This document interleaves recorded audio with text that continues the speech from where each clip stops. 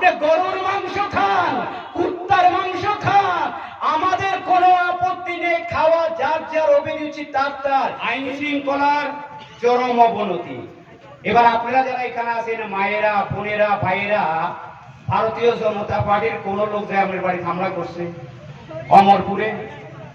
আমি বিধায়ক যখন হয়েছি 2018 সালে, আমি আমার দলে এসবিপুরে দিনে ফিরটা বাড়ি পাঠাইছি।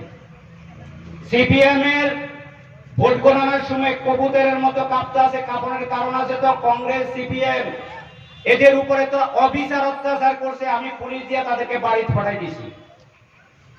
আজকে পর্যন্ত যথায় ভারতীয় জনতা পার্টির কোন লোক যদি কোনো অন্যায় করে, পুলিশ তাদের বিরুদ্ধে ব্যবস্থা নেয়। সেই ব্যবস্থা এখানে আইনের শাসন প্রতিষ্ঠিত ভারতীয় জনতা পার্টির। এখানে যদি গণতান্ত্রিক এবং সংবিধান না থাকতো, গতকালকে সিপিএম কিভাবে মিটিং করলো, কিছুদিন আগে নেতাজি কন্যায় মিটিং করলো, মিটিং করলে একবার এমএলএ সবারই গালাগালি, ইন্ডিয়া এত বেশি তাত্ত্বিক নেতা, ইনডাইরেক্টলি গণতন্ত্র যেখানে নাই, তাহলে গণতন্ত্র না থাকলে তো তারা কথাই বলতে পারতো না। তো গণতন্ত্র না থাকলে তারা মিছিল মিটিং সাবরুমে বিভিন্ন জায়গায় তারা কে সেখানে আটকাইছে? পুলিশ আটকাইছে। কেন আটকাইছে? পুলিশের কাজ কিটা? পুলিশ যদি দেখে আইন মাফিক, তাকে পারমিশন নিতে হয়। যদি পারমিশন না নিলে বিজেপিকেও তারা মিছিল করতে দিত না। এবং এটা হইল আইনের শাসন। এবার সেখানে অফিসাররা যখন যাইয়া বাধা দিছে, তাই কি উত্তর দিছে পুলিশরা? থেকে জিতেন চৌধুরী কইছে কি ইডিয়েট। একে সুরে সুর মিলিয়ে সুদীপ রায় বর্মন আপনাদের মনে আছে কিনা স্মরণ করিয়ে দিচ্ছি। ও সুখরাম দেববর্মা থেকে শুরু করিয়া এমএলএ, এমন কোন কাজ সিপিএম এর আমলে হয়েছে না যে কইতে পারতো না তারা মন্ত্রী। তো কংগ্রেসের কে মারপিট, ভরবাড়ি, লুট, নির্বাচনের আগে সন্ত্রাস, নির্বাচনের পরে সন্ত্রাস, এরপরে কংগ্রেসের জোটের আমলে আরো ভয়াবহ অবস্থা, লুটপাট, অফার থাকতো পকেটে। গোপাল দাসে মেরে গেল রাঙামাটিতে, মানুষ সব ভুলে গেছে গা। আর 23 নির্বাচনের সময় গলা গলা মিলে তারা নির্বাচন আছে। কি তাদের দরকার? তাদের দরকার হলো মুখ্যমন্ত্রীর পদ, ক্ষমতার দরকার।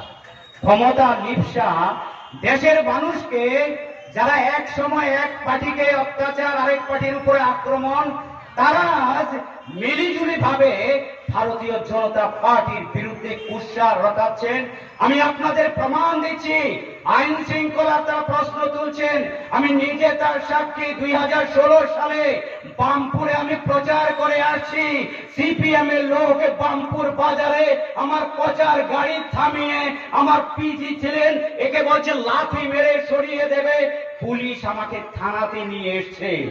আমাদের নতুন বাজার মাছ নিয়ে আমরা রাস্তা অবরোধ করছি। আমরা যদি অন্যায় করি, প্রতিবাদ করি, তাহলে পুলিশের কাজ আমাদেরকে, তারা বলছে না আপনারা রাস্তার অবরোধ তুলে দেন। আমরা তো তুলে যখন নতুন বাজারের দিকে যাচ্ছিলাম, অমরপুরের প্রাক্তন বিধায়ক পরিমল দেবনাথের নেতৃত্বে হাতে ডান্ডা, এখন আপনারা মোবাইলে সার্চ করলে পাবেন, আমি বলবো না। যতনবাড়ি নতুন বাজারের সারসী আক্রমণ, অমরপুর নতুন বাজার আমাদের ছেলেরা গিয়েছিল। এরা যেদিকে পাচ্ছে প্রাণ ভয়ে, কেউ নদীতে, কেউ ঘরে, অনেকে আহত হয়েছিল। এটা কোন গণতন্ত্র কমরেডরা? একবার জবাব দিবেন। আজকে আপনারা প্রমাণ দিন কোন লোককে সেখানে আমরা আপনাদের অত্যাচার করা হয়েছে। এখানে ডিজিপি অনুরাগ ঠাকরে মৃত্যু হয়েছে, সারা ত্রিপুরার মানুষ শোকাহত, পুলিশ কর্মীরা এরা মর্মাহত। এই সময়ে এখনো ওনার মৃতদেহকে নিয়ে পোস্টমর্টম হয়নি, ওনার শ্মশানে এখনো আগুন জ্বলেনি। সিপিএম এর নেতা জিতেন চৌধুরীর নেতৃত্বে সর্বত্র এক উচ্ছৃঙ্খল পরিবেশ তারা তৈরি করেছিলেন। তারা চেয়েছিলেন এই মৃত লাশ নিয়ে যারা রাজনীতি করে, কত হীন মনোবৃত্তির লোক, তাদের সঙ্গে আপনারা থাকেন, তাদের সহমত, তাদের সঙ্গে আপনারা সেখানে যান। এটাই যে একটা গণতান্ত্রিক দেশের বিরোধী দলের মুখ্য ভূমিকা হতে পারে, তাদের কাজ। এবং ভারতীয় জনতা পার্টি তার সমুচিত জবাব দিয়েছে।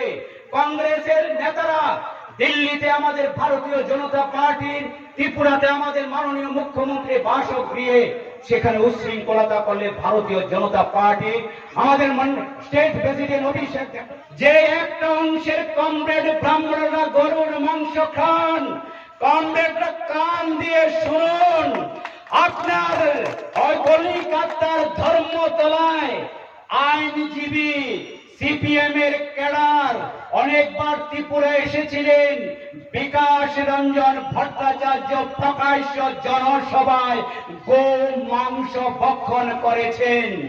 অমরপুরের যারা ক্যাডার রয়েছেন, এখানে আমাদের মুসলিম ভাইয়েরা রয়েছেন, সেখানে অনেক কোরবানির সময় তাদেরকে নিমন্ত্রণ করে সিপিএম এর এক নেতা ব্রাহ্মণ এমন ভাবে কথাবার্তা বলেন, শান্তিকালী আশ্রমের মহারাজকে যখন পদ্মশ্রী দিয়েছিলেন, উনি এক কবিতা লেখে ওনার নামে কুৎসা রটিয়েছেন, কারণ শান্তিকালী আশ্রমের মানুষ ওনাকে বিশ্বাস করে আস্থা রাখে। ওই ধরনের শান্তিকালী জেনারে রাজ্যের রাষ্ট্রপতি পুরস্কার দিয়েছিলেন। অমরপুরে এক ব্রাহ্মণ ক্যাডার তার বিরুদ্ধে যেমন কথা বলেন, আবার তাদের মুসলিম ক্যাডারদের বাড়িতে যখন এই কোরবানি হয় সেখানে গো মাংস ভক্ষণ করেন। আপনি গরুর মাংস খান, কুত্তার মাংস খান, আমাদের কোনো আপত্তি নেই, খাওয়া যার যার অভিরুচি তার। কিন্তু একটা দীর্ঘদিনের মানুষ শ্রদ্ধা করে ব্রাহ্মণ সমাজকে, যারা মৃত্যুর পর আমাদের সৎ কাজের কাজ করে, আমাদের পূজা পালন করে, তাদের এই ভাবকের উপর আঘাত দেওয়ার কোন গণতান্ত্রিক অধিকার? সংবিধানের ধর্ম নিরপেক্ষতার কথা উল্লেখ রয়েছে। ধর্ম নিরপেক্ষতাকে বলেছেন আমরা সকলে আমাদের ধর্ম প্রচার করব, প্রসার করব, কিন্তু আমরা কোন ধর্মকে আঘাত করব না। এখন দায়িত্বশীল ব্যক্তি, বিরোধী দলনেতা, সিপিএম এর নেতা, একটা সময় লোকসভা সদস্য ছিলেন জিতেন্দ্র চৌধুরী মহোদয়, কেন একটা বিশেষ ধর্ম গোষ্ঠীর মানুষের ভাবকে আঘাত করছেন? আপনি সংবিধানের প্রতি অবমাননা করছেন। এখন ব্রাহ্মণ সমাজ যদি, হিন্দু সনাতনীরা যদি উত্তেজিত হয়, বলবেন মুখ্যমন্ত্রী রাজ্যে আইন শৃঙ্খলা নাই। এরা চাইছে এইভাবে উত্তেজনা তৈরি করা হোক। আমি আপনাদের আজকের এই রাজপথ থেকে আপনাদের আমি সংযত বলতে, রাজনীতি করুন, বিরোধী দল করুন, কিন্তু সংযততার সঙ্গে কথা বলুন। কারো বিশ্বাস, কারো ভাবকের প্রতি থাকলে বিক্রি হবে না। অমরপুর বাজারে ব্যবসায়ীরা বসে থাকে। এখানে যারা ব্যবসায়ী রয়েছেন, আপনারা যারা রয়েছেন, আমার কথা যারা শুনতে পাচ্ছেন, অমরপুরে, আমি বিবেকানন্দ পল্লীতে থাকি। এই বামফ্রন্ট সরকার আসার আগে অমরপুরের বিবেকানন্দ পল্লীতে একটা দোকান ছিল, এখন 6টা দোকান। আপনি বীরগঞ্জে যান তো 20টা পার হয়ে অমরপুর বাজার থেকে বড় বড় সেখানে দোকান আছে, কয়েক দোকান। আপনি মহিলাকে যান, আপনি থাকছড়া যান, নতুন বাজারে যান, প্রত্যন্ত অঞ্চলে ট্রাইবেল এরিয়ার ভিতরে যান, আমি তো সমস্ত ট্রাইবেল এরিয়া, প্রত্যেকটা অঞ্চলে অমরপুর থেকেও বড় বড় বাজার সেখানে রয়েছে। তো মানুষের যে কিনার, যে তার সামর্থ্য, ক্রয় ক্ষমতা কোথায় হ্রাস পায় না, আরো বেশি বৃদ্ধি পেয়েছে। কারণ যারা ট্রান্সপোর্টে মাল আনে, আমি তাদের সঙ্গে কথা বলছি, আগে যদি 5 গাড়ি আসতো, এখন আসে 10 গাড়ি। কারণ সেগুলো আস্তে আস্তে এখান থেকে যারা অমরপুর বাজারে, সেখান থেকে সঙ্গে সঙ্গে বিভিন্ন বাজারে চলে যায়।